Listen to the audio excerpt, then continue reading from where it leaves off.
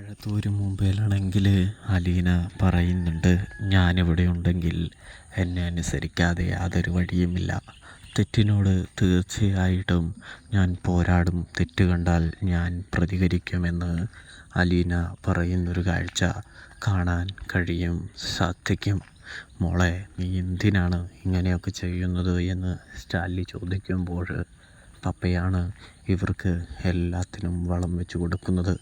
ആ ശീലം നിർത്തിക്കഴിഞ്ഞാൽ ഇവർ ശരിയാക്കുമെന്ന് പറയുന്നത് കാണാൻ സാധിക്കുന്നുണ്ട്.